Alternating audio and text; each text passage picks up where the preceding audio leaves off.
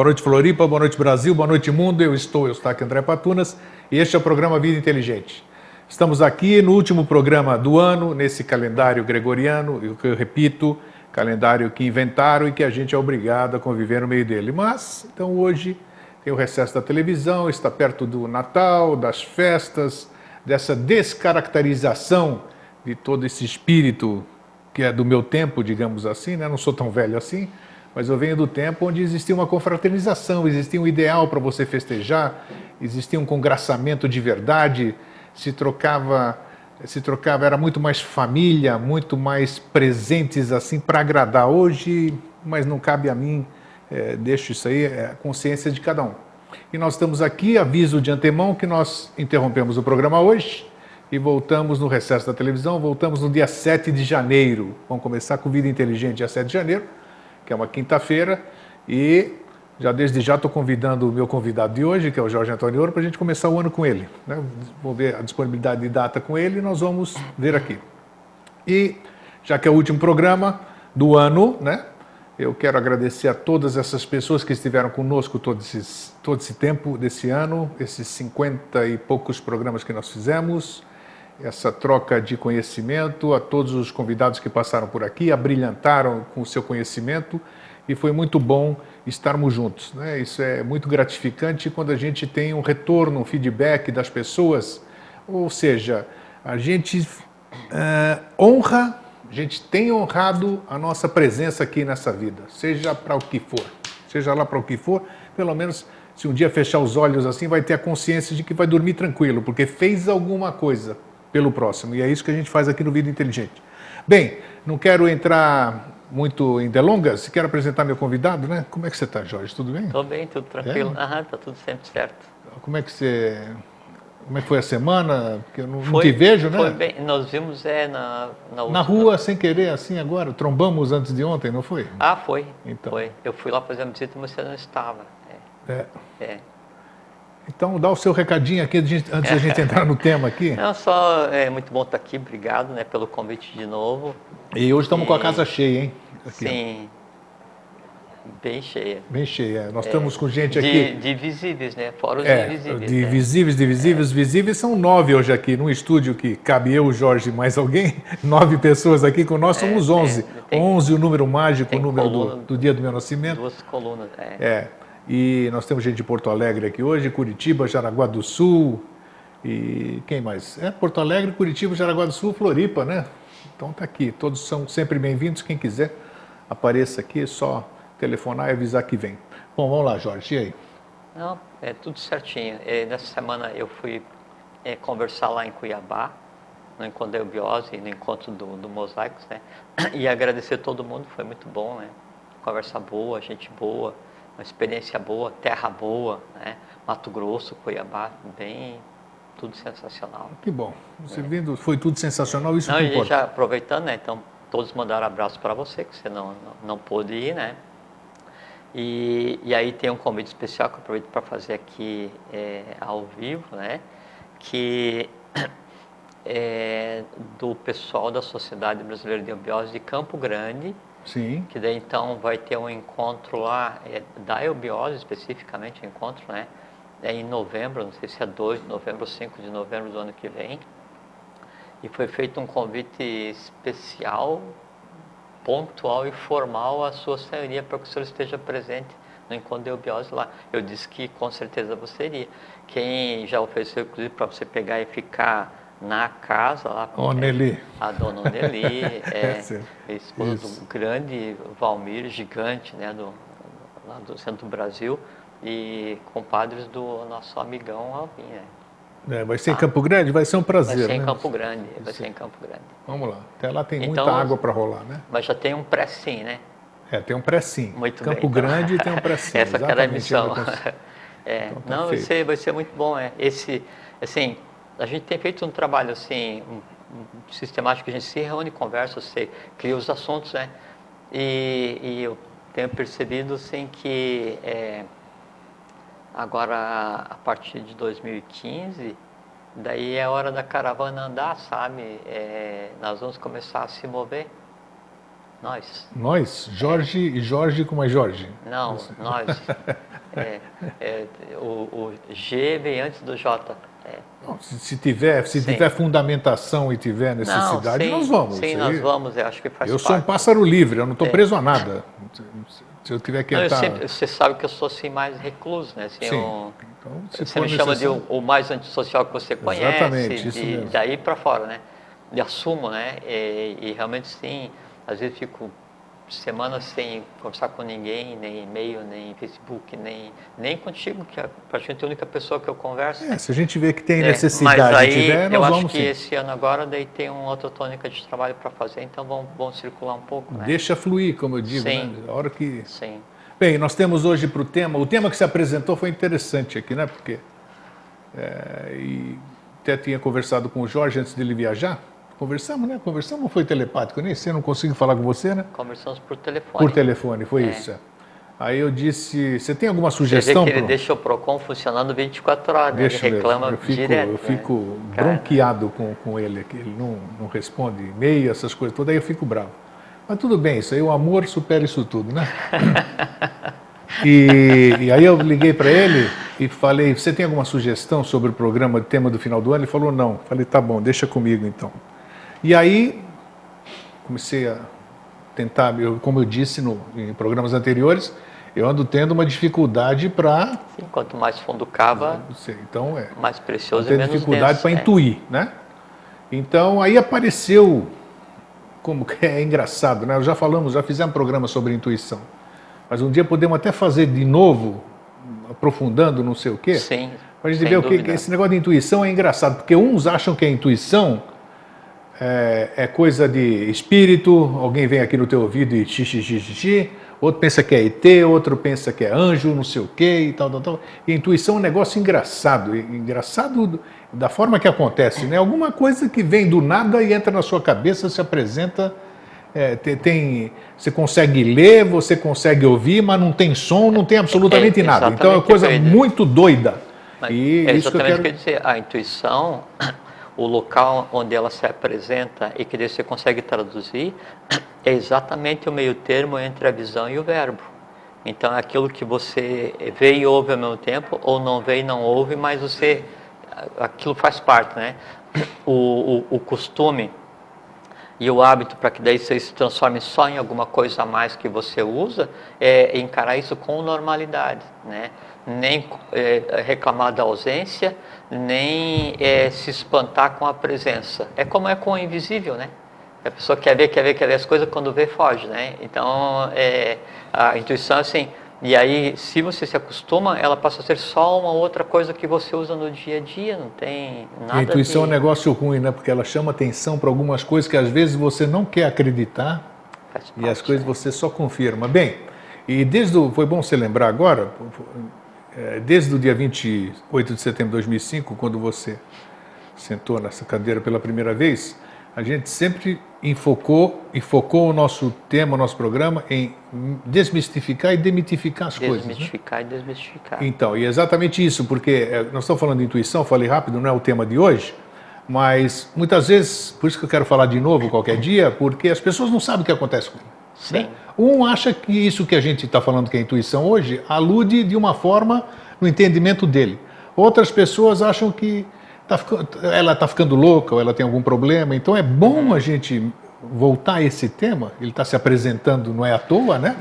Para a gente poder esclarecer as pessoas e dar essa confiança que você acabou de dizer há pouco. Sim. Porque se eu não sei o que está acontecendo, eu não posso acreditar num negócio que eu não confio. É que nós falamos, né? Não sei se a gente falou, mas vamos falar agora, que a visão, com o aparelho que a gente usa para ver, né, a gente devia ser capaz de ver, ouvir, sentir, gostar,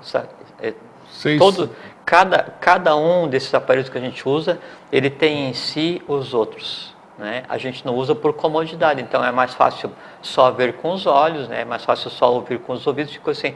Mas a capacidade é fazer tudo com todos, né? Então, na medida em que se encara isso com normalidade, a maneira de interagir com o meio, ela tende a mudar. E uma coisa também eu acho que é importante, que assim, então, o ponto mais denso possível de se atingir nesse momento cósmico evolucional, em termos de descida, né, da inconsciência na matéria, foi na época da Atlântida, na quarta cidade. De lá para cá a gente está em um processo de subida. Como a gente está nesse momento do processo de subida, nós aqui, nascidos no Brasil, conscientes, período de manifestação da Avatara, já com o Deobar do outro ciclo, do novo ciclo já acontecido. Então, as coisas que acontecem no dia a dia e as coisas que tendem a acontecer, humanamente, elas só podem ser designadas como surpreendentes, não é? Então, nós temos que nos acostumar a viver em um mundo onde a matéria já não é mais o imperativo. Porque até um tempo atrás a matéria era imperativa, ela cerceava a própria expressão do espírito e a própria expressão cósmica através do ser humano.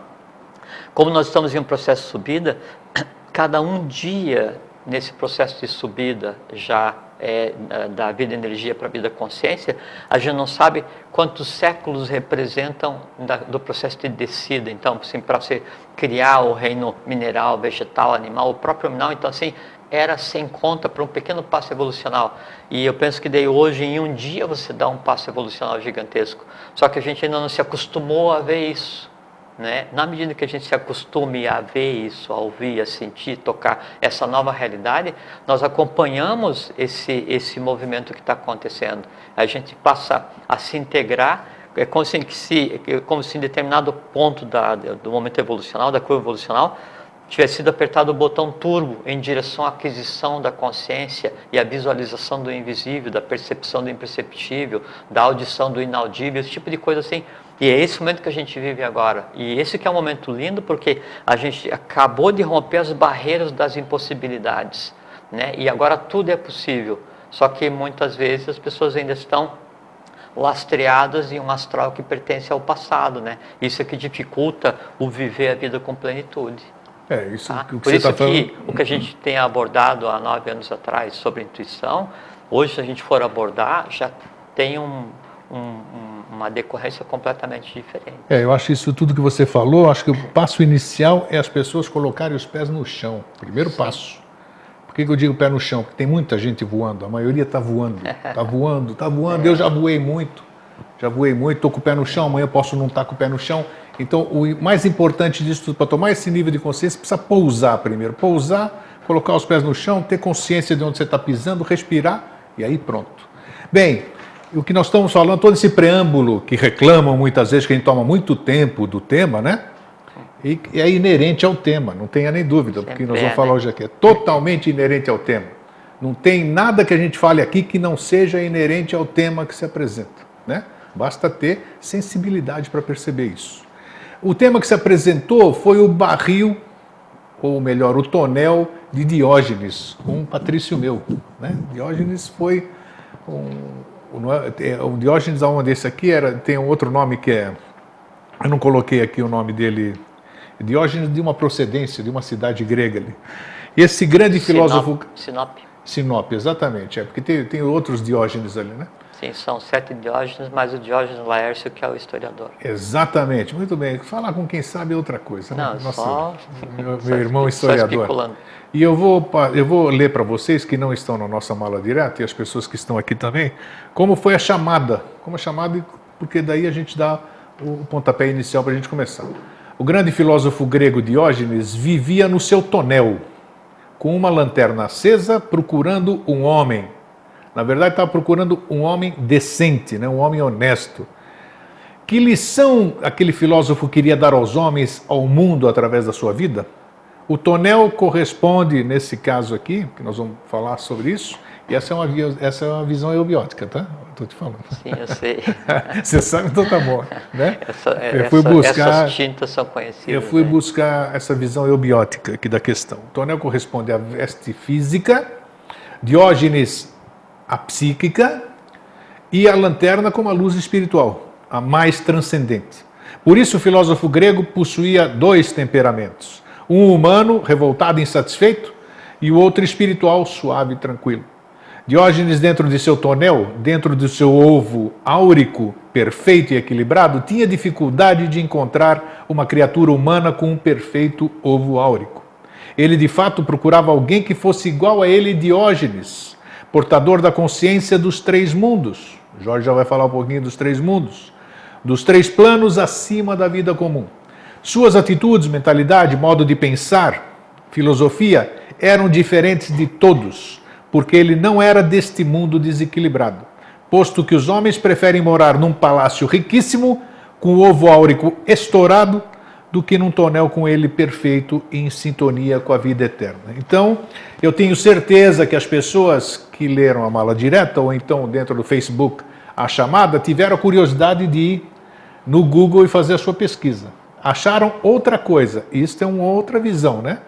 Então foi bom verem, porque o sentido é o mesmo, só que nós vamos falar hoje é de um sentido mais aprofundado, né? Então vamos lá. Nós vamos conversar, né? Vamos conversar então, claro, como sempre.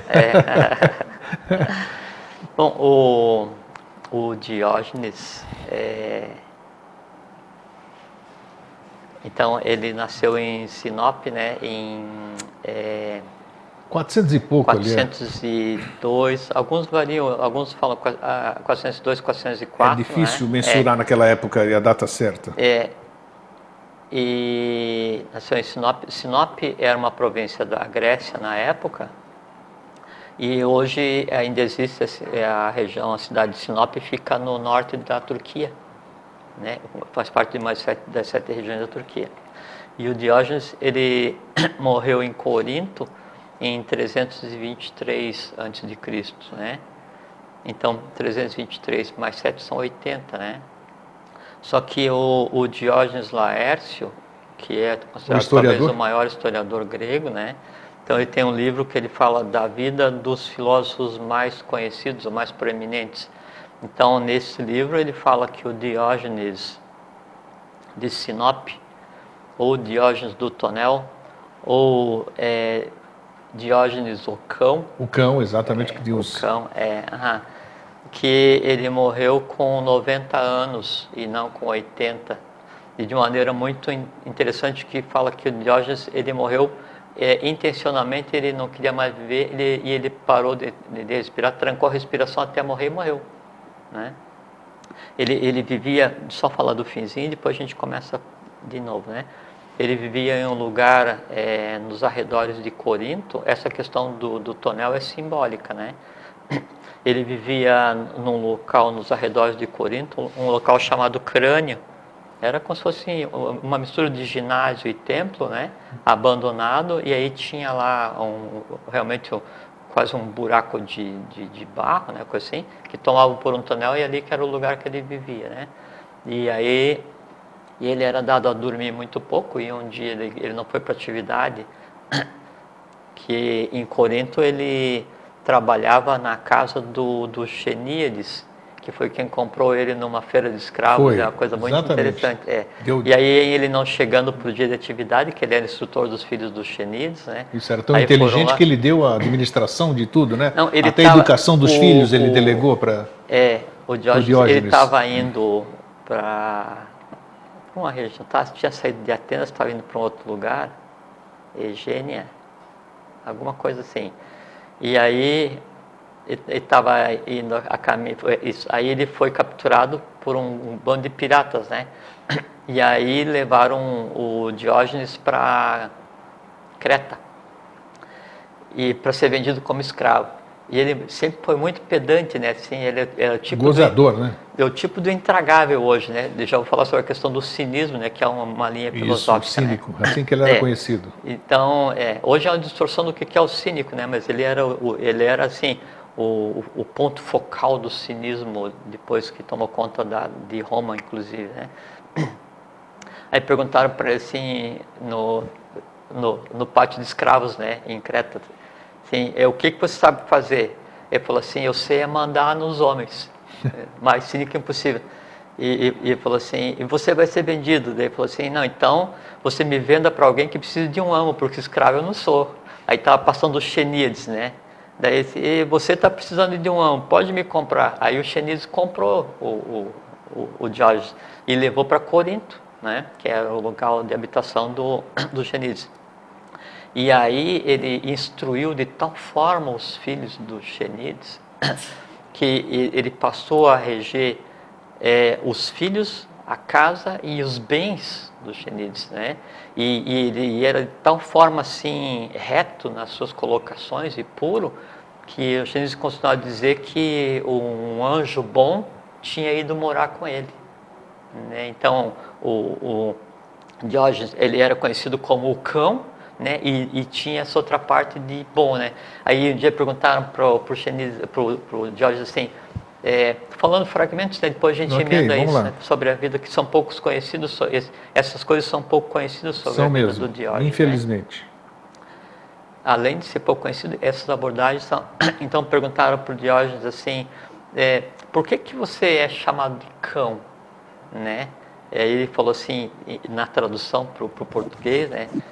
Que ele festeja a quem dá, ele ladra a quem não dá e ataca os maus, né? Então já ele começa a identificar os bons. Isso que você falou assim de procurar os bons. Então ele tinha ido às Olimpíadas, né? E aí na volta perguntaram assim, tinha muita gente, né, nas Olimpíadas, nos Jogos Olímpicos, né? Gente estava cheio, homens nenhum, né? Ele fazia essa distinção porque para ele homem é o homem dentro do bom, bem e belo, dentro da pureza, né? E gente tinha os montes, né? Uma vez ele aí para mostrar esse espírito arrogante e cínico, né? Então Alexandre o Macedônio, né, que chamam de Alexandre o Grande, grande ele era um macedônio, né? Porque ele era né, não se enquadra no conceito de grande, apesar de historicamente designarem dessa maneira. Então o Alexandre foi conhecer, cruzou com Diógenes, né? Aí Diógenes sentado, Alexandre chega assim, eu sou Alexandre o Conquistador, né? Aí o Diógenes olhou assim, eu sou Diógenes, o que eu posso fazer por você? Daí Diógenes falou assim, o máximo que pode fazer por mim é você se afastar porque você está tapando o sol que eu estou me servindo. bem aí Alexandre ficou tão absurdado assim, esse coisa, né? Falar isso, eu conquistei quase todo o mundo nessa região, e ele vem me falar isso, né? E aí então o Alexandre, quando ele está saindo de Corinto, ele fala, se eu não fosse Alexandre, eu queria ser Diógenes, né? Tamanho choque com isso, né? Uma outra vez aí o Diógenes, ele tinha uma rixa com todos os pensadores, né? Inclusive com Platão, né? Então Platão fala que o ser humano como é que é? O ser humano é um animal, né? Sem penas, com 2 pés. Né? O Platão diz isso, né? Para dizer dentro dessa corrente da evolução do ser humano, né? E aí o Diógenes, muito cínico, né? Aí ele vai e pega um galo, arranca as penas do galo e joga o galo dentro do lugar onde Platão está dando aula e fala, esse é o homem de Platão, porque é um coiso com 2 pés sem pena. Então, aí outra vez, então o Diógenes está comendo o figo, né? E Platão se acerca dele, né? E aí Diógenes fala assim, Platão, partilhe dos figos comigo, né? Aí Platão vai e come um, né?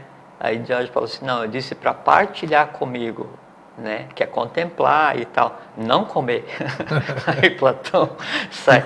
Aí outra vez, então assim, Platão fala assim, Diógenes fala para Platão assim, você só quer conversar sobre mesidades e vasidades, ou canecidades, quer dizer, sobre mesa e caneco, né? Não sobre a mesa em si, caneco em si, né? E não sobre a realidade, né? O Diógenes diz para Platão, daí Platão fala assim, realmente, você tem olhos para ver o caneco e a mesa, né? Mas não tem mente para compreender a vasidade, né? E a mesidade. Então eles ficavam se bicando. E assim ele batia pesado no pessoal da geometria, do Euclides, da matemática, da poesia. Em todos eles ele pegava pesado dentro da visão do cínico.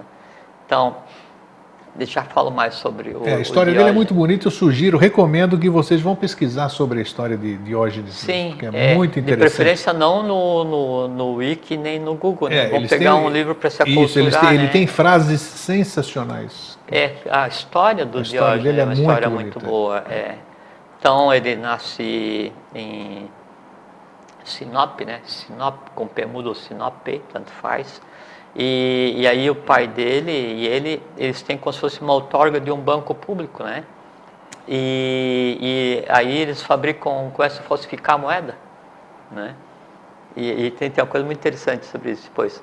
Aí, então, eles são expulsos, né? Alguns autores dizem que eles são expulsos, né, de Sinop. Outros que o pai dele foi preso e aí então o George ficou com receio e fugiu, foi embora, né? Mas de qualquer maneira ele sai daí de Sinop, não volta mais. E aí ele já nessa fase imatura ainda da vida dele já larga uma clássica, né? Assim, ó, eu estou condenado a partir e vocês estão condenados a ficar.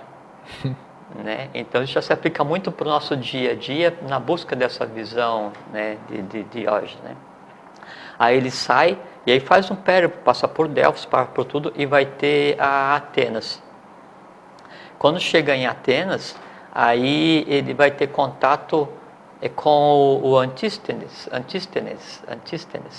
que é discípulo de Sócrates e que foi o fundador do cinismo, né? Só que o Antístenes ele não quer nem saber de discípulo, né? E o Diógenes, já tendo aquela semente de chato que ele tinha, né, de persistente, ele vai e insiste, né? E aí numa dessas insistências, então, daí o Antístenes levanta o bastão para pegar e bater nele, né? E ele diz assim, o Diógenes fala assim, não existe bastão tão rígido, tão duro, que me faça desistir de aprender o que eu desejo, que é meu direito, né? Aí então ele aceita ele como discípulo e o Diógenes se transforma na pedra central, onde se assentou todo o movimento do cinismo, né? Na Grécia, e chega um ponto no século I que o movimento do cinismo ele é quase um movimento de massa em Roma, ele toma Roma inteira, né? E depois aí vai se dispersando e disse que influenciou em todas as outras escolas gregas, inclusive nas ações dos primeiros cristãos, no cristianismo esotérico, coisas assim. O Antístenes, como discípulo de Platão, hoje estamos bem na história, né? Está vendo? Estou acompanhando aqui. Mas nós já chegamos aí. Então, ele era chamado de o primeiro cínico, o fundador do cinismo, né? E o cinismo é porque a palavra grega, que deriva o cinismo, ela se aproxima muito semelhante ao cão, né? E por que fizeram essa associação? É porque de início ele dava a instrução, o Antístenes, num entorno, né, de Atenas, num lugar, quer ver como é que era o nome? Sinoargos. Sinédrio? Sinoargos. Que era como se fosse uma mistura de estádio e templo, né, um lugar afastado, só que era destinado só para aqueles, os chamados nodoi, que eram aqueles, os apátridas, aqueles que estavam em Atenas, mas não tinham cidadania ateniense, ou eram filhos de senhoras da vida, né, ou eram de escravos. Então era o lugar onde se reunia o povo que era um povo assim de segunda, né, para eles eram escravos, né? E era o lugar onde o Antístenes ensinava. E aí então, por isso que assim, o lugar onde eles ensinavam era conhecido como o cão grande ou cão branco, né? E aí se ligou o ato de ensinar filosofia, né, que não tinha nada a ver com os nodoi, né? A questão do cão, e aí então se associou, né, a ação ao nome de onde derivou o nome cinismo, né? Então esse foi o primeiro cínico.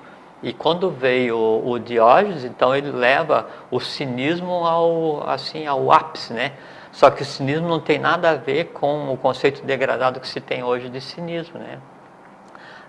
Tinha um conceito no cinismo chamado apatheia, que é aquele estado, veja como é interessante, aquele estado mental onde você não está mais sujeito às influências externas, que seria quase equivalente a um samadhi, um estado de contemplação. E essa era uma das bases, né, do cinismo. Então o cinismo ele prega... O próprio nome se aproxima de apatia, porque apatia você está alheio a tudo. Sim, mas a apatia seria a apatheia negativa, né? A apatheia, ela é um estado positivo, onde você consegue compreender tudo sem se envolver com nada. Então, você está em uma dinâmica, é como se fosse uma inércia ativa, e a apatia seria uma inércia passiva, né?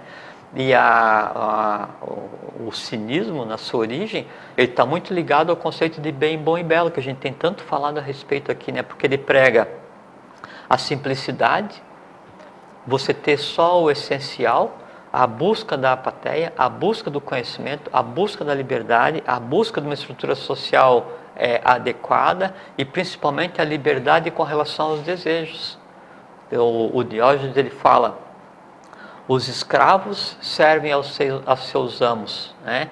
E os maus servem aos seus desejos, né? Então, para mostrar bem a força que havia nessa questão, e por isso que daí então se associa ao nome dele, de Diógenes, essa questão da simplicidade, e realmente daí ele só tinha uma roupa, um treco para levar água e um bastão, né? E ele vivia assim, ele era o que se poderia chamar de um iconoclasta, né? Assim, um quebrador de imagens, quebrador de crenças, porque ele fazia assim o impensável, né? Então ele foi convidado para ir numa festa numa casa assim do senhor de hierarquia, né, em Atenas, e aí tinha uma placa, né, para não cuspir no chão, né? Daí ele cuspiu no rosto do dono da casa, né? E o pessoal assim chocado: mas por que isso? Ele disse: não, eu cuspi no lugar mais sujo da casa, de tão ruim que era o cara que era o dono daquele negócio. Outra vez ele falou assim, passou por uma casa, então estava um aviso de vende-se, né? E ele comentou para todo mundo, né, que o que morava ali, né, conspurcou a casa e sufocou a casa com tantos desejos, que a casa então o expurgou. Ele não via o ser humano saindo da casa, ele via a casa expurgando aquele cara que não prestava para morar nela. Então ele sempre fazia isso. Tinha outra vez, ele estava passando, e aí estava comendo, né? E aí uns que estavam comendo, porque ele comia onde tinha vontade, ele levava uma comida, ele dava fome, ele sentava e comia. Ele não, se era em um encontro, se era na casa... Tanto é que ele fazia sexo ao ar livre, inclusive, né? Sim, ele era um cara aberto a tudo, realmente era muito doido mesmo. 100%. E aí então, ele sentou para comer, e ele estava passando alguns, né, para ir comer assim mais à frente, e eles jogaram comida para ele, porque ele era conhecido como o cão, né? Tanto é que quando ele morreu, construíram o lugar onde ele foi enterrado, uma figura de um cão, mas aí do cão cósmico, porque ele era um quebrador de conceitos, né? Aí então jogaram a comida para ele pegou a comida, mas foi onde os outros estavam sentados comendo, levantou a perna e fez xixi neles igual um cachorro. Se me tratava como cachorro, estou devolvendo o tratamento, né? Então ele é assim, muito agudo assim, no tratamento assim, ele chocava muito. Muito, sim. E ostensivamente, né, ele expunha as dores da sociedade, né, assim. E aí a história da vida dele no confronto social, na inadequação ao que era a sociedade naquela época, né? O que se parece muito coisa. Eles falam assim que uma vez estava passando um grupo de deputados, que era o nome também que se usava à época, né, conduzindo presos, né, que o cara tinha roubado algumas coisas no mercado, algumas comidas, né. Daí ele gritou assim: os grandes ladrões indo prender os pequenos ladrões. Se aplica, né? Tinha passado tantos anos, né, em alguns casos, né, esse aplica. Então, tinha muito, sim, isso que era o cinismo, era a busca pela perfeição, era a busca pelo estado onde você não depende de nada nem de ninguém. E aí então ele vivia realmente no tonel, né?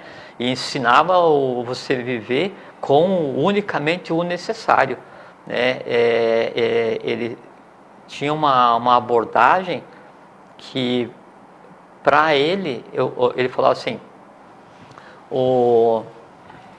a pessoa que fala o bem sem praticar é igual uma cítara, aquele instrumento de som, né?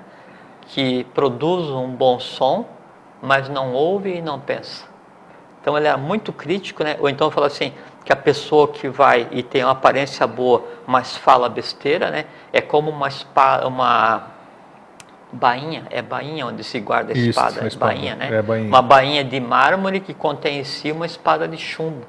Então ele batia assim sistematicamente em todos, né? Mas por atrás disso tudo tinha uma grande sapiência, Não, né? você veja que ele batia para desconstruir um mundo onde a tônica era os desejos, né? Um mundo, ele fala assim,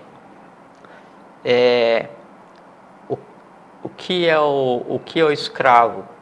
O homem ou o leão, né?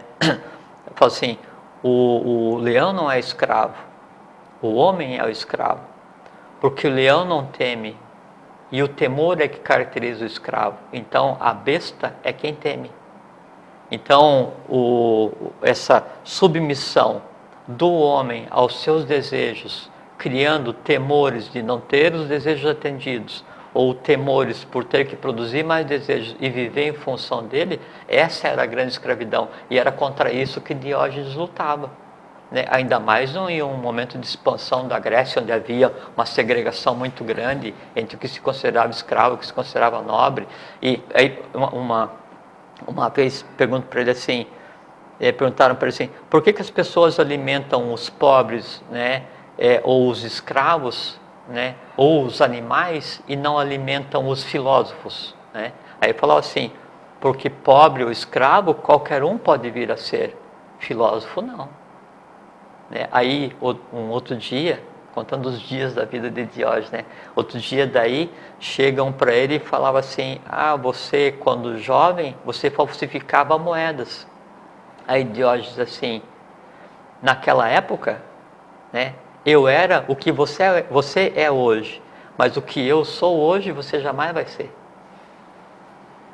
né? Sempre nessa questão do mostrar aquilo que as pessoas queriam ocultar dentro do espírito, uma coisa, a alma é outra, né? O dia a dia é outra, as pessoas vivem num processo de inversão, né? Nós vimos aqui na chamada que eu fiz do programa, que ele estava em busca, né, do jeito que você acabou brilhantemente de descrevê-lo, contar a história dele, ele era, você não pode dizer que ele era o exemplo de alguma coisa pela história, né?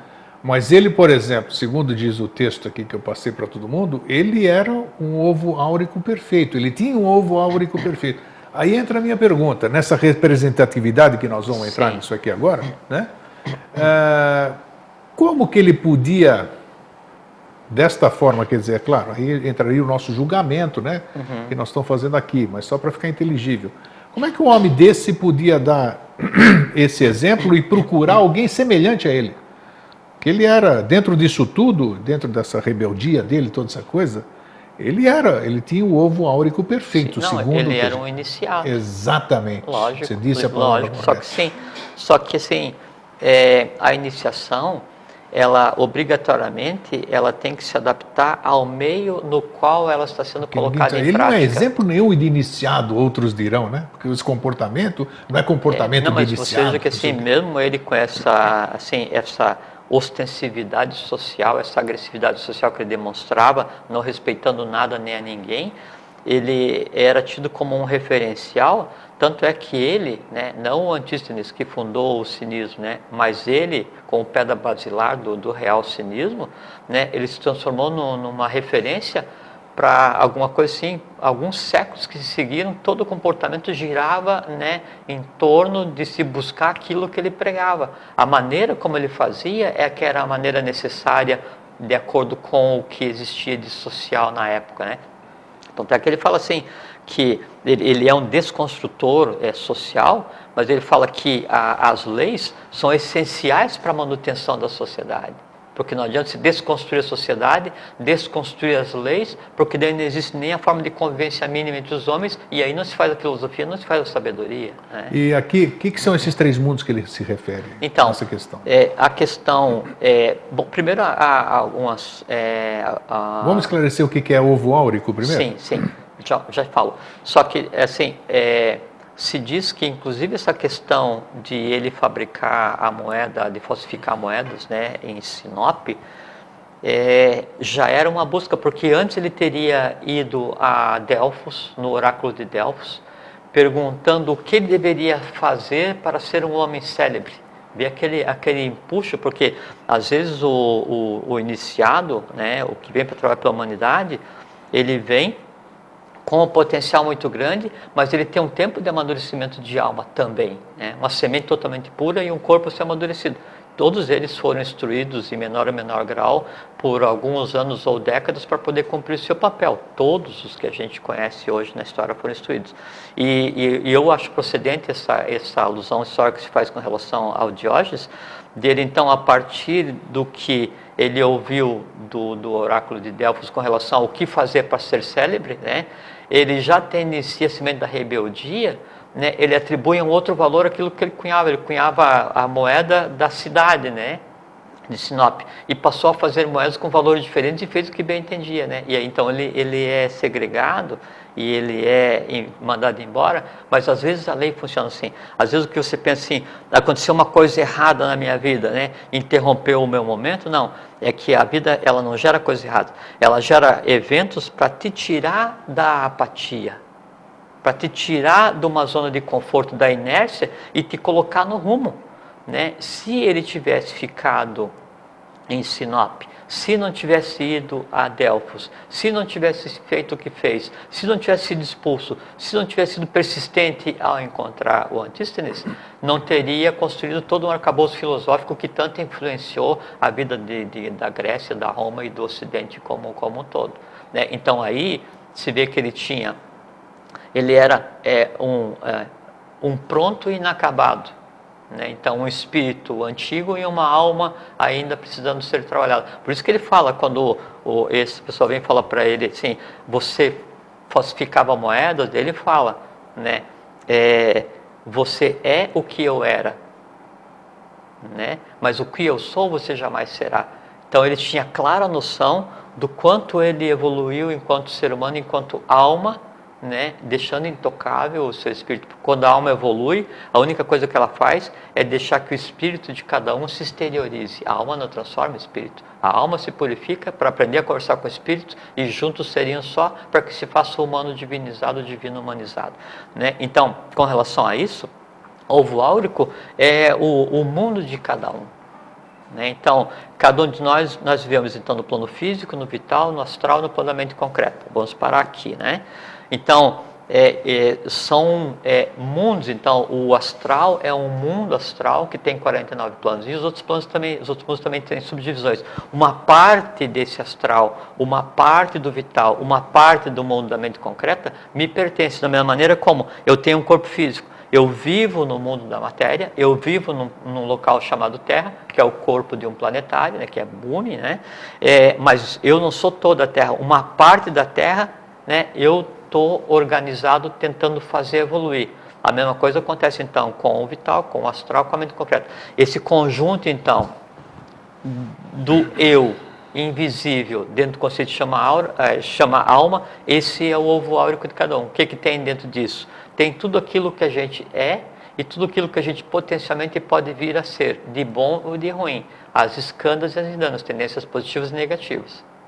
Quando o ser humano, então, ele tem um ovo áurico equilibrado, perfeito, você não tem um influxo que evita que você consiga se exteriorizar. Você que eu não sei teu nome, né? Aí então acontece a perfeição, aí acontece a contemplação, o samadhi, o nirvana, né? Ou a pateia, que nome se queira dar, que é você viver na humanidade, agir na humanidade, sem estar submetido aos influxos necessários da humanidade, com a consciência já diferenciada. Esse é o ovo áurico perfeito, vamos dizer, que ele buscava. Do adepto, do iniciado, do que está pronto, né? Daquele ser que tem consciência e dentro do trabalho que lhe compete nessa ou em outras existências, ele tem compreensão total daquilo. E o que são os três mundos que ele se refere? Os três mundos daí é o mundo divino, o humano e o terreno, né? Então seria o que corresponde ao corpo físico, o que corresponde à alma e o que corresponde ao espírito. Então ele tinha consciência do que fazer enquanto espírito, esse influxo.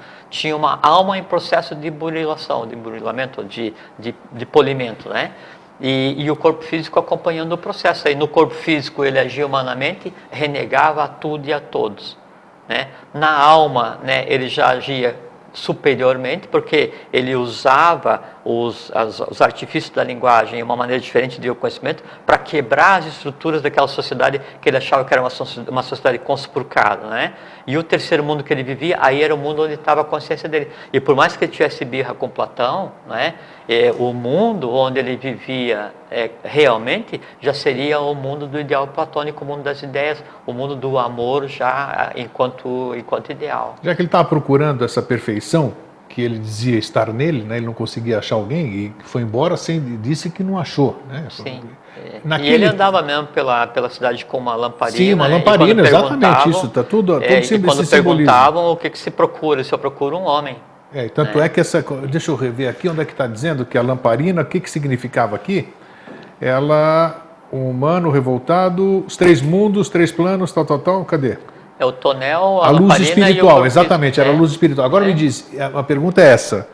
Nessa época que ele viveu, 400 e poucos anos, antes da era cristã, não sei o que lá. Antes de Cristo. Nessa época, ou um pouco antes, se ele está procurando alguém com o ovo áurico perfeito, numa época que apareceram os grandes sábios, todo mundo, não tinha nenhum avatar manifestado aqui? Aí é que vem a coisa intrigante. Então vamos lá. Você só faz belas perguntas, né? Não, eu vou buscar as coisas. Não, sim, é aí que vem a coisa intrigante porque é o seguinte, todo esse período, né, desde Tales de Mileto, né, para frente, né, que são os chamados milésios, né, onde se fundou esse movimento filosófico, e entra Platão, Pitágoras, Sócrates, esses grandes, né, que praticamente ditaram a maneira de ser do Ocidente. Todos eles aconteceram em determinada região e a gente se pergunta assim, como que só existiram grandes filósofos ou existiram em tal profusão naquela época, concentrado naquela região ali da Grécia, né? E só ali, e depois esparsamente apareceu um ou outro que dá para a gente ter como referência, e até hoje, então conta-se nos dedos.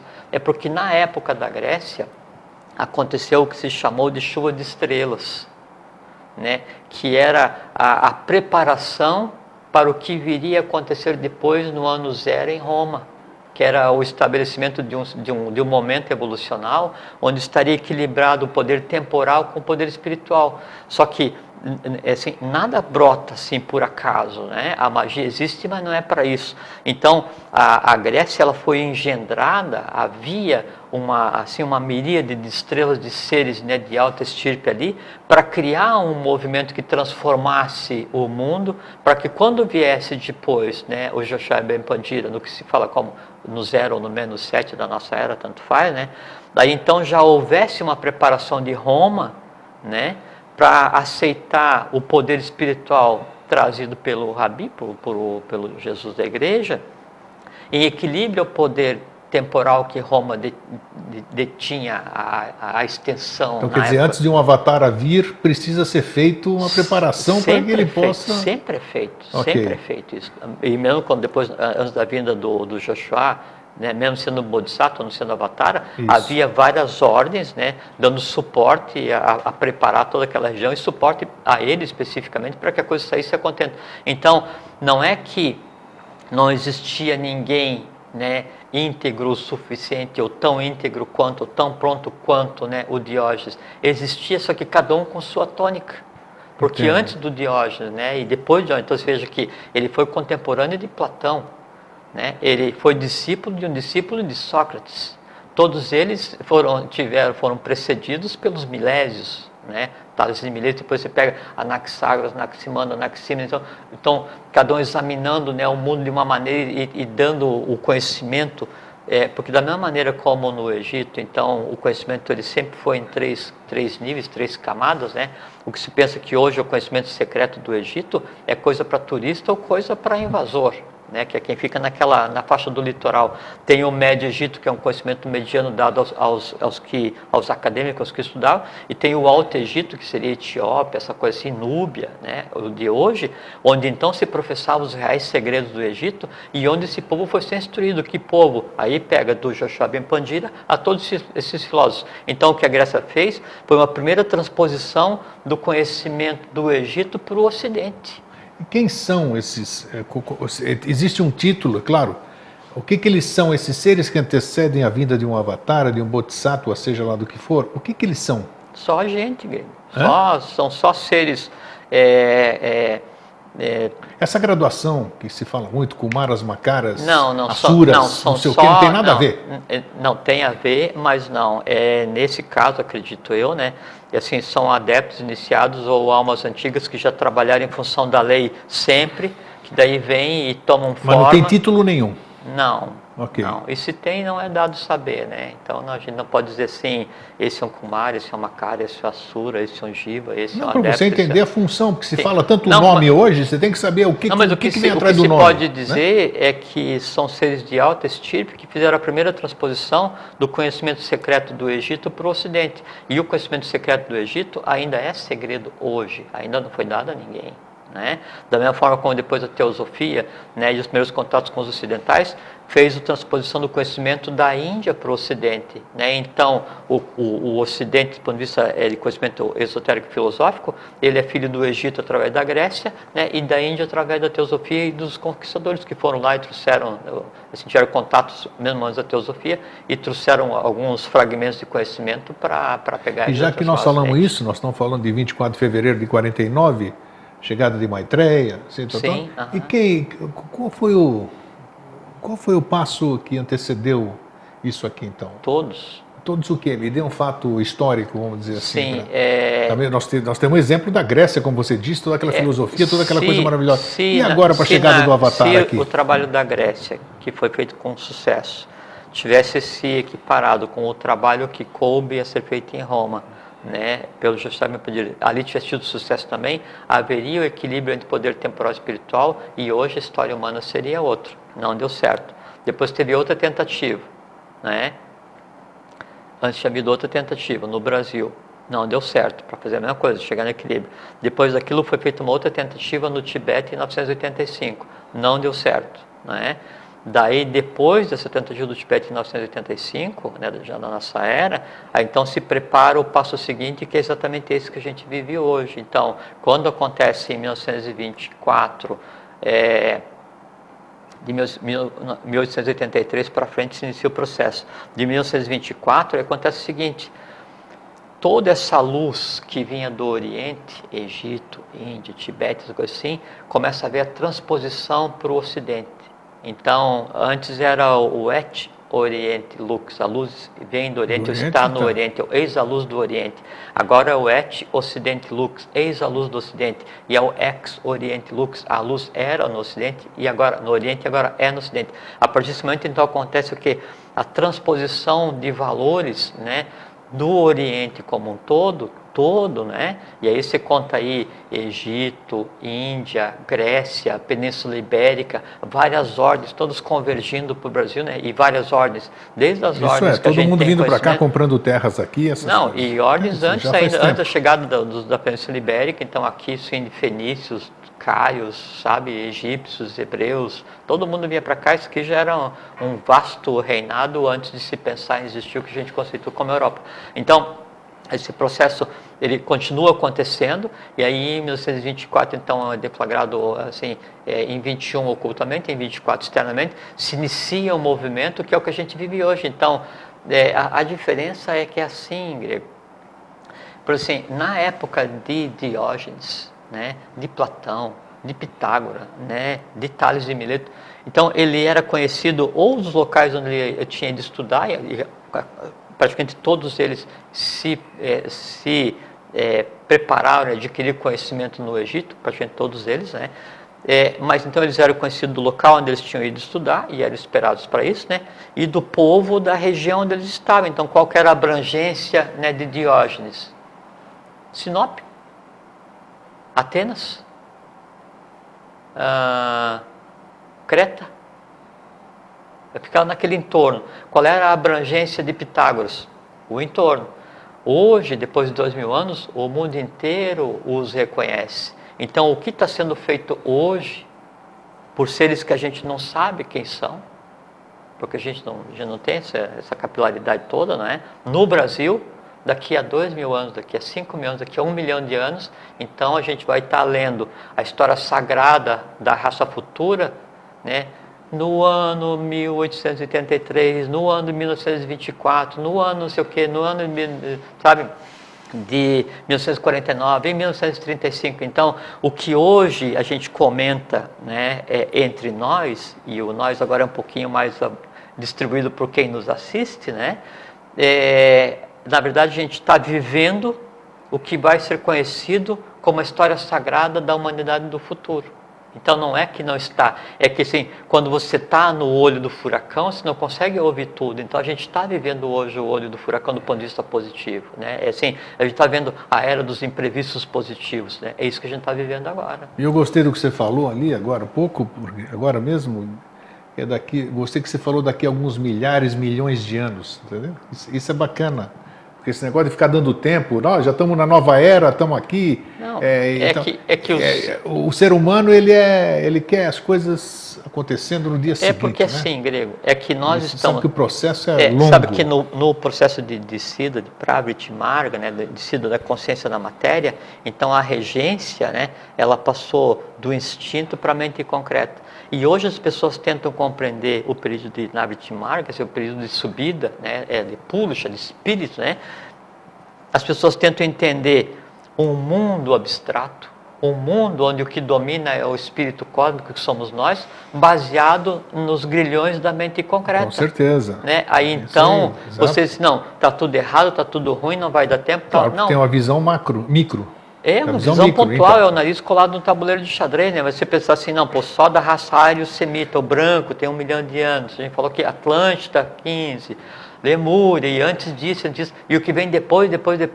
A gente está vivendo num local, assim, fisicamente preparado para receber a 6ª e 7ª sub-raça da quinta. Mas isso não é amanhã, esse que é o negócio, tem que mudar esse conceito de que... Não, mas é que aí que está. É que 50 anos, 15 anos, 10 anos, por isso o ano que que vem... tem que viver o momento agora, porque assim, nós já estamos vivendo no futuro. A gente não pode esperar que a gente seja, assim, todos nós sejamos seres flogísticos ou alados, para daí então a gente experienciar o que é felicidade. Não, nós estamos no futuro inimaginável, né? Para quem? Se você pegar mesmo o pessoal da Grécia, a questão dos filósofos, quando que eles iriam imaginar que o conhecimento deles estaria disponível para a humanidade como um todo? Isso é inimaginável. Se a gente pegar um pouco mais atrás, na época do Tibete, quando que se poderia imaginar eles não pensavam no futuro, eles pensavam sempre no agora. Exatamente. Essa que era a diferença. Porque o conceito de futuro antes era diferente do conceito de futuro agora, porque o futuro antes ele era previsível humanamente. Hoje, inclusive o futuro ele é imprevisível divinamente. Por quê? Porque uma porção de coisa teve que acontecer para que as engrenagens fossem colocadas nos eixos. Sabe? Então, ainda persiste, então a gente ainda vive num mundo, né, onde Diógenes teria uma reação, porque é um mundo ainda dos desejos, é um mundo onde as pessoas são prisioneiras de si mesmas, então ela constrói aquilo que não pode alimentar e sofrem por causa disso, e a dor passa a ser um lazer, e ao invés de se libertarem e viverem em alguma coisa que não tem precedente. Jamais existiu um momento histórico como esse e jamais vai existir um momento histórico como esse. Por quê? Porque é um momento de ajuste, é o momento de colocar as engrenagens em ordem, né? Ou a gente aproveita e vive hoje o futuro, né? Ou vai ser um desperdício de existência. E depois, para se ter uma outra existência desse jeitão aqui, vai um certo tempo. Aí, ó. Vai um certo tempo. Eu acho, ó, estamos em cima da hora, né? Foi muito bom, assim. Eu acho que deu para dar o recado, assim, foi muito bom. Acho que é um programa para se refletir tudo isso aqui que foi falado. As pessoas vão ler sobre a história dele, vão entender qual é o sentido da questão. Afinal, senão não vale nada o que a gente está fazendo aqui há 9 anos, né? Exatamente, despertar consciências. Então, Jorge, só posso agradecer a você, a todos que estão presentes hoje aqui. De coração, foi um ano, mais uma batalha que a gente fez. Estão falando em coisas mental concreto, né? Aqui, solar, essas coisas, ano solar, tudo. Então a gente só conseguiu chegar até aqui porque nós andamos de mãos dadas, né? Sem dúvida. E espero que assim a gente possa estar no ano que vem também. Até quando a lei de nós precisa. Exatamente, é isso aí, exatamente. E eu queria assim, aproveitar e agradecer a oportunidade, né? Primeiro porque através do teu convite, né? Aí eu descobri um grande amigo, irmão meu, que é você, por qual recíproca é verdadeira, tem uma você estima, sabe? que eu uso o termo estima porque não há outro nome para definir, né? Então, o seu grego. E agradecer daí, não exclusivamente pela oportunidade de ter conhecido você, né? Mas agradecer daí uma coisa que eu nunca fiz institucionalmente, né? Agradecer em nome da eubiose, né? Da Sociedade Brasileira de Eubiose, e por todas as pessoas que lutam por um mundo melhor, por uma humanidade mais harmônica, mais equilibrada, para que o bom, o bem e o belo se faça para todos, né?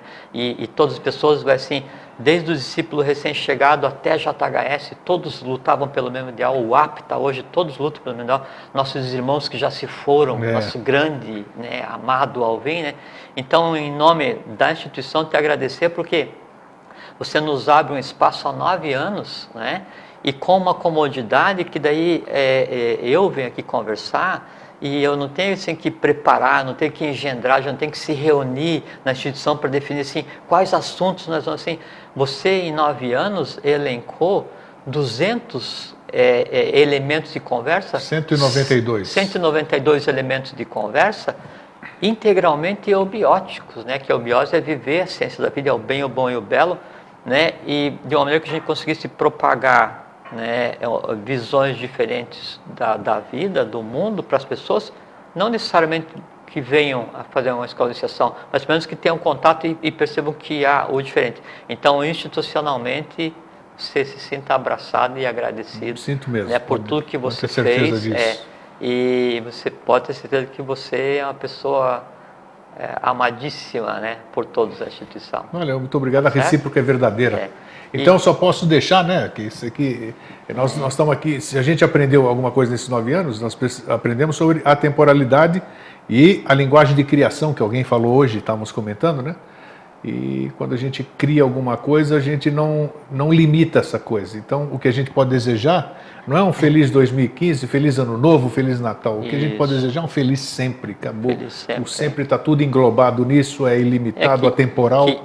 Que todas as existências, né, de vocês todos sejam plenas e que cada um consiga fazer com que a lei em vocês haja e haja através de vocês, que é o máximo que se pode desejar em termos de existência a qualquer ser e qualquer hierarquia, em qualquer plano, é que ele seja a força viva da lei. Por isso o professor Henrique de Souza fala assim, onde cada um de vós estiverdes, aí estará um templo vivo da obra. É que assim, é a própria coisa cósmica consciente em movimento, ajudando a transformar um mundo que precisa ser transformado. E é isso que a gente está tentando fazer. É isso aí. E a gente vai até, como disse o Jorge, até quando a lei quiser. Né, meu irmão? Obrigado. Obrigado. Fraterno abraço a vocês todos. Fiquem bem, fiquem em paz até sempre.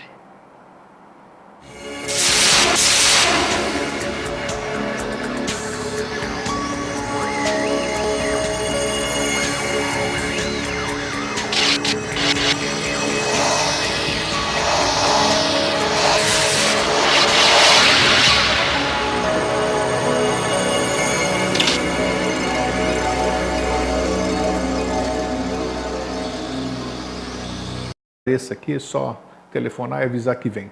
Bom, vamos lá, Jorge, e aí? Não, é tudo certinho. Nessa semana eu fui conversar lá em Cuiabá, no encontro da eubiose, no encontro do Mosaicos, né? E agradecer a todo mundo, foi muito bom, né? Conversa boa, gente boa, uma experiência boa, terra boa, né? Mato Grosso, Cuiabá, bem, tudo sensacional. Que bom. Você vindo, foi tudo sensacional, isso não, que importa. E já aproveitando, né? Então, todos mandaram abraço para você, que você não pôde ir, né?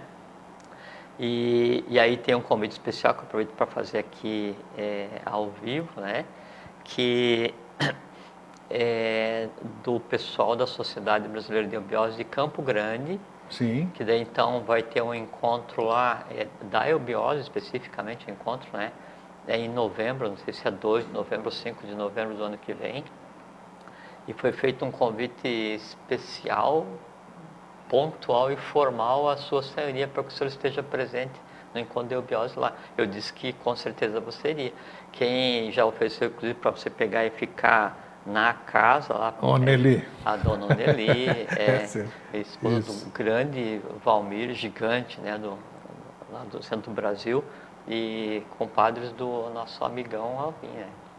Vai ser em Campo Grande? Vai ser um prazer, Vai ser em né? Campo Grande, vai ser em Campo Grande. Vamos lá. Até lá tem Então, muita água para rolar, né? Mas já tem um pré-sim, né? Tem um pré-sim. Muito Campo bem, então. Grande tem um pré-sim. Essa que era a missão. Então, tá não, vai ser muito bom. Assim, a gente tem feito um trabalho assim, sistemático, a gente se reúne, conversa, você cria os assuntos, né?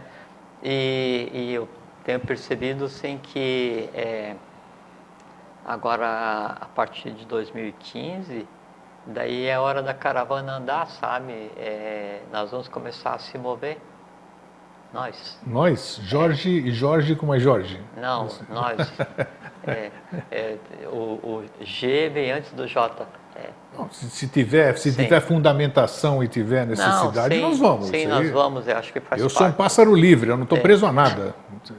Se eu tiver que entrar... Você sabe que eu sou assim mais recluso, né? Assim, sim. Então, você me chama de o mais antissocial que você conhece. Exatamente, isso mesmo. Daí para fora, né? E assumo, né? E realmente sim, às vezes fico semanas sem conversar com ninguém, nem e-mail, nem Facebook, nem contigo, que é praticamente a única pessoa que eu converso. Se a gente vê que tem necessidade, mas aí, tiver, nós eu vamos acho que sim. esse ano agora daí tem uma outra tônica de trabalho para fazer, então vamos circular um pouco, né? Deixa fluir, como eu digo, sim. né? A hora que... Sim. Bem, nós temos hoje para o tema que se apresentou foi interessante aqui, né? Porque e até tinha conversado com o Jorge antes dele viajar. Conversamos, né? Conversamos, foi telepático, nem sei, não consigo falar com você, né? Conversamos por telefone. Por telefone, foi isso. Aí eu disse, você tem alguma sugestão? Você vê que ele deixa o PROCON funcionando 24 horas, né? Ele reclama direto. Eu fico bronqueado com ele, que ele não responde e-mail, essas coisas todas, aí eu fico bravo. Mas tudo bem, isso aí, o amor supera isso tudo, né? E aí eu liguei para ele e falei, você tem alguma sugestão sobre o programa de tema do final do ano? Ele falou, não. Falei, tá bom, deixa comigo então. E aí comecei a tentar, como eu disse em programas anteriores, eu ando tendo uma dificuldade para... Quanto mais fundo cava, então, mais precioso e menos denso. dificuldade para intuir, né? Então, aí apareceu, como que é engraçado, né? Já fizemos um programa sobre intuição, mas um dia podemos até fazer de novo, aprofundando não sei o quê. Sim, para a gente ver o que esse negócio de intuição é engraçado, porque uns acham que a intuição é coisa de espírito, alguém vem aqui no teu ouvido e xixi, outro pensa que é ET, outro pensa que é anjo, não sei o quê e tal. E a intuição é um negócio engraçado da forma que acontece, né? Alguma coisa que vem do nada e entra na sua cabeça, se apresenta, você consegue ler, você consegue ouvir, mas não tem som, não tem absolutamente nada. Então é uma coisa muito doida. E isso que eu quero dizer, a intuição... O local onde ela se apresenta e que você consegue traduzir é exatamente o meio termo entre a visão e o verbo. Então é aquilo que você vê e ouve ao mesmo tempo, ou não vê e não ouve, mas aquilo faz parte, né? O costume e o hábito para que daí você se transforme só em alguma coisa a mais que você usa, é encarar isso com normalidade, né? Nem reclamar da ausência, nem se espantar com a presença. É como é com o invisível, né? A pessoa quer ver as coisas, quando vê, foge, né? Então, a intuição, assim, e aí, se você se acostuma, ela passa a ser só uma outra coisa que você usa no dia a dia, não tem nada. A intuição é um negócio ruim, né? Porque ela chama atenção para algumas coisas que às vezes você não quer acreditar e as coisas você só confirma. Bem, e foi bom você lembrar agora, desde o dia 28 de setembro de 2005, quando você sentou nessa cadeira pela primeira vez, a gente sempre focou o nosso tema, o nosso programa em desmistificar e demitificar as coisas. Desmistificar e desmistificar. Então, e é exatamente isso, porque nós estamos falando de intuição, falei rápido, não é o tema de hoje, mas muitas vezes, por isso que eu quero falar de novo qualquer dia, porque as pessoas não sabem o que acontece com ele. Sim. Né? Um acha que isso que a gente está falando que é intuição hoje, alude de uma forma no entendimento dele. Outras pessoas acham que ela está ficando louca ou ela tem algum problema. Então é bom a gente voltar a esse tema, ele está se apresentando, não é à toa, né? Para a gente poder esclarecer as pessoas e dar essa confiança que você acabou de dizer há pouco. Sim. Porque se eu não sei o que está acontecendo, eu não posso acreditar num negócio que eu não confio. Que nós falamos, né? Não sei se a gente falou, mas vamos falar agora, que a visão, com o aparelho que a gente usa para ver, né, a gente devia ser capaz de ver, ouvir, sentir, gostar, Seis. Cada um desses aparelhos que a gente usa, ele tem em si os outros, né? A gente não usa por comodidade, então é mais fácil só ver com os olhos, né? É mais fácil só ouvir com os ouvidos, tipo assim. Mas a capacidade é fazer tudo com todos, né? Então, na medida em que se encara isso com normalidade, a maneira de interagir com o meio, ela tende a mudar. E uma coisa também eu acho que é importante, que assim, então, o ponto mais denso possível de se atingir nesse momento cósmico evolucional, em termos de descida, né, da inconsciência na matéria, foi na época da Atlântida, na quarta cidade. De lá para cá a gente está em um processo de subida. Como a gente está nesse momento do processo de subida, nós aqui, nascidos no Brasil, conscientes, período de manifestação da Avatara, já com o Deobar do outro ciclo, do novo ciclo já acontecido.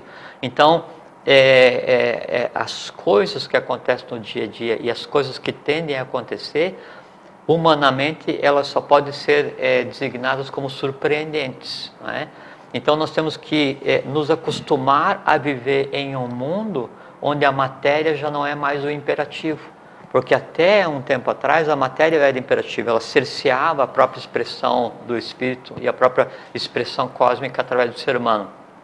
Como nós estamos em um processo de subida, cada um dia nesse processo de subida já da vida energia para a vida consciência, a gente não sabe quantos séculos representam do processo de descida. Então, assim, para você criar o reino mineral, vegetal, animal, o próprio mineral, então assim, era sem conta para um pequeno passo evolucional. E eu penso que daí hoje, em um dia, você dá um passo evolucional gigantesco. Só que a gente ainda não se acostumou a ver isso, né? Na medida que a gente se acostume a ver isso, a ouvir, a sentir, tocar essa nova realidade, nós acompanhamos esse movimento que está acontecendo. A gente passa a se integrar, como se em determinado ponto do momento evolucional, da curva evolucional, tivesse sido apertado o botão turbo em direção à aquisição da consciência e à visualização do invisível, da percepção do imperceptível, da audição do inaudível, esse tipo de coisa assim. E é esse momento que a gente vive agora. E esse que é um momento lindo, porque a gente acabou de romper as barreiras das impossibilidades, né? E agora tudo é possível. Só que muitas vezes as pessoas ainda estão lastreadas em um astral que pertence ao passado, né? Isso é que dificulta o viver a vida com plenitude. Isso que Por você isso está falando. o que a gente tem abordado há 9 anos atrás sobre intuição, hoje se a gente for abordar, já tem uma decorrência completamente diferente. Eu acho isso tudo que você falou, acho que o passo inicial é as pessoas colocarem os pés no chão. Primeiro passo.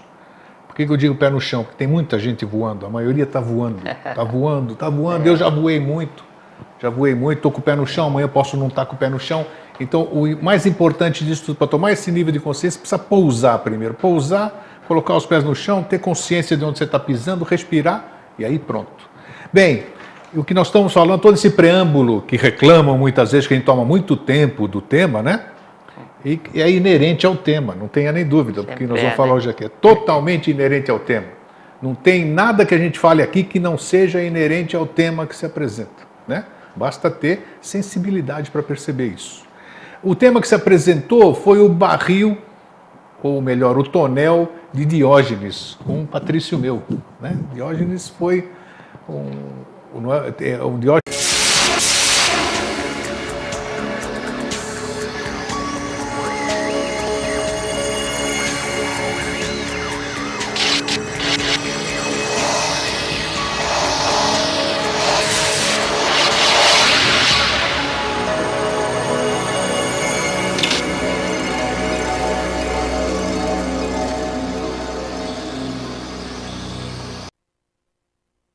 Boa noite, Floripa, boa noite, Brasil, boa noite, mundo. Eu sou Eustáquio André Patunas e este é o programa Vida Inteligente.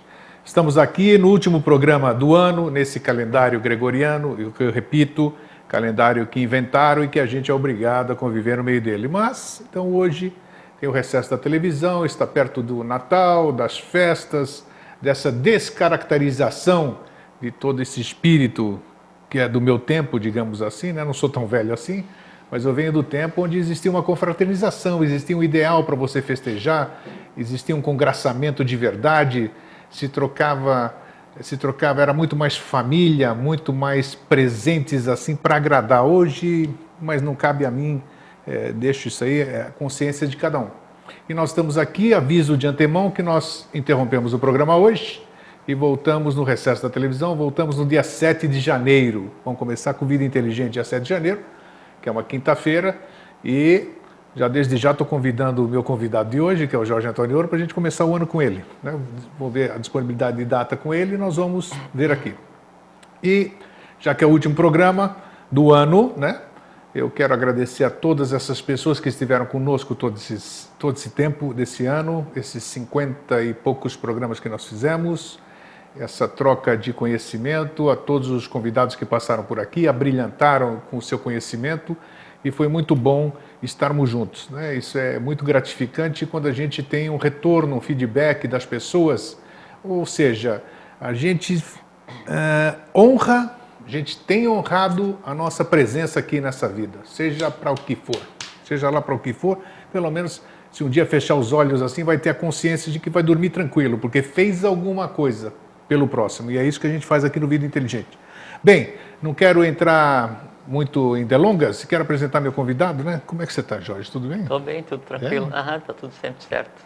Como é que foi a semana? Porque eu não te vejo, né? Foi bem. Nós vimos na rua, sem querer, assim agora. Trombamos antes de ontem, não foi? Foi. Então. Foi. Eu fui lá fazer uma visita, mas você não estava. Então, dá o seu recadinho aqui antes da gente entrar no tema aqui. Não, só é muito bom estar aqui. Obrigado, né, pelo convite de novo. E hoje estamos com a casa cheia, hein? Aqui, sim.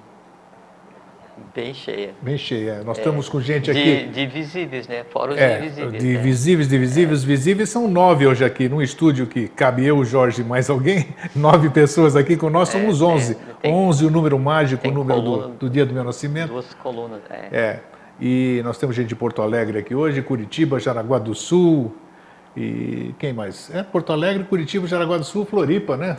Então tá aqui, todos são sempre bem-vindos, quem quiser. A Paris uma desse aqui tem um outro nome que eu não coloquei aqui o nome dele, Diógenes, de uma procedência, de uma cidade grega ali. E esse grande filósofo... Sinop, exatamente, porque tem outros Diógenes ali, né? Sim, são 7 Diógenes, mais o Diógenes Laércio, que é o historiador. Exatamente, muito bem. Falar com quem sabe é outra coisa. Não, né? só... Meu irmão historiador. E eu vou ler para vocês que não estão na nossa mala direta, e as pessoas que estão aqui também, como foi a chamada. Porque daí a gente dá o pontapé inicial para a gente começar. O grande filósofo grego Diógenes vivia no seu tonel, com uma lanterna acesa, procurando um homem. Na verdade, estava procurando um homem decente, né? Um homem honesto. Que lição aquele filósofo queria dar aos homens, ao mundo, através da sua vida? O tonel corresponde, nesse caso aqui, que nós vamos falar sobre isso, e essa é uma visão eubiótica, tá? Estou te falando. Sim, eu sei. Você sabe, então tá bom. Né? Essas tintas são conhecidas. Eu fui buscar essa visão eubiótica aqui da questão. O tonel corresponde à veste física, Diógenes a psíquica, e a lanterna como a luz espiritual, a mais transcendente. Por isso o filósofo grego possuía 2 temperamentos, um humano, revoltado e insatisfeito, e o outro espiritual, suave e tranquilo. Diógenes, dentro de seu tonel, dentro do seu ovo áurico, perfeito e equilibrado, tinha dificuldade de encontrar uma criatura humana com um perfeito ovo áurico. Ele, de fato, procurava alguém que fosse igual a ele, Diógenes, portador da consciência dos 3 mundos. Jorge já vai falar um pouquinho dos 3 mundos. Dos 3 planos acima da vida comum.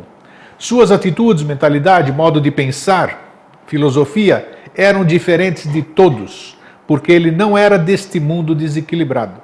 Posto que os homens preferem morar num palácio riquíssimo, com o ovo áurico estourado, do que num tonel com ele perfeito e em sintonia com a vida eterna. Então, eu tenho certeza que as pessoas que leram a mala direta, ou então dentro do Facebook a chamada, tiveram a curiosidade de ir no Google e fazer a sua pesquisa. Acharam outra coisa. Isso é uma outra visão, né?